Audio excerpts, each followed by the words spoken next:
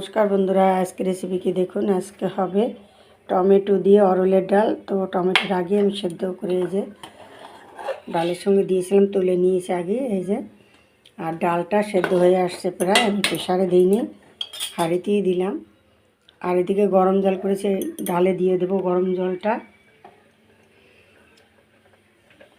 আজকে একদম শর্টকাটে। আর একটা নিরামিষ সবজি হবে সাথে, আর পাঁপড় ভাজা।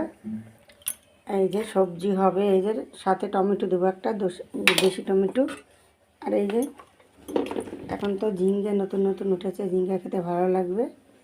এই সব কিছু দিয়ে একটা তরকারি করব, পটল দিয়ে সব কিছু মিশিয়ে ডালের সাথে। আর দেবো আমি আলু নিরামিষ সবজির সাথে।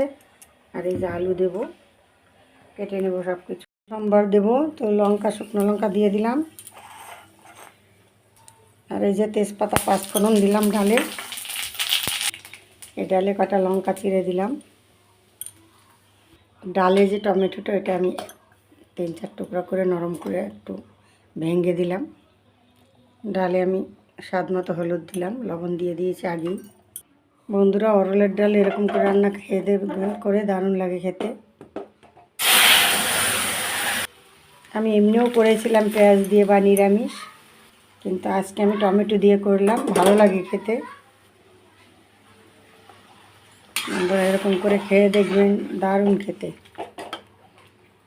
এই দেখুন, আমি কাঁচা পাকা দুটো লঙ্কা দিয়েছি, দুটো বলতে সরি 2 পদেরই দিয়েছি। এই যে দেখুন, কাঁচা পাকা, দেখতেও ভালো লাগে। টমেটো লাল তো লঙ্কাও লাল, ডালটা দেখতেও সুন্দর। এই বন্ধুরা, ডালটা আমি বেশি ভারী করি নি। দেখুন, অরলের ডাল খাওয়া কিন্তু খুবই উপকারী। যাদের জন্ডিস আছে বা কিডনির প্রবলেম, তাদের জন্য খুবই উপকার। একভাবে না খেয়ে শুধু পেঁয়াজ দিয়ে এইভাবে করে খেয়ে দেখবেন, ভালো লাগে। এই যে বন্ধুরা, ডাল হয়ে গেছে, নামিয়ে নিলাম।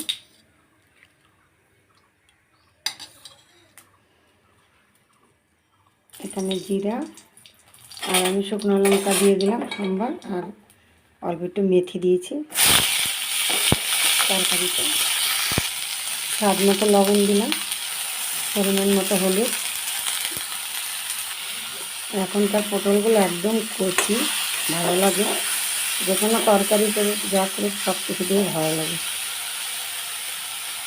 এখানে আমি দেবো একটু আদা বাটা, ভাজা জিরার গুঁড়ো, আর অল্প একটু পোস্ত বাটা দেবো। আর বন্ধুরা, টমেটো যখন দেবেন সবজিতে পরে দিবেন, কারণ টমেটোটা টক তো, যখন দেবেন তরকারি কিন্তু সেদ্ধ হতে চাবে না। এই যে সজনে ডাঁটা, এগুলো সবজিতে ভালো করে ভাজা হবে, তারপরে দিবেন।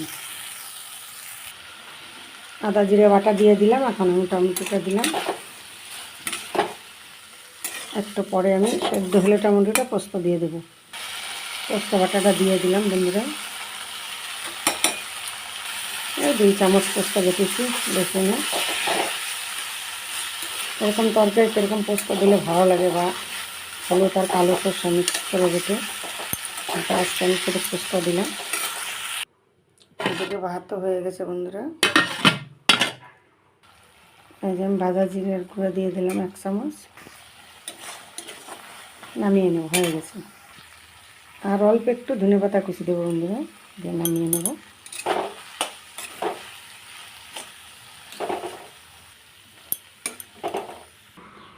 এই যে বন্ধুরা, আমার হয়ে গেছে তরকারি, আর এদিকে ডাল।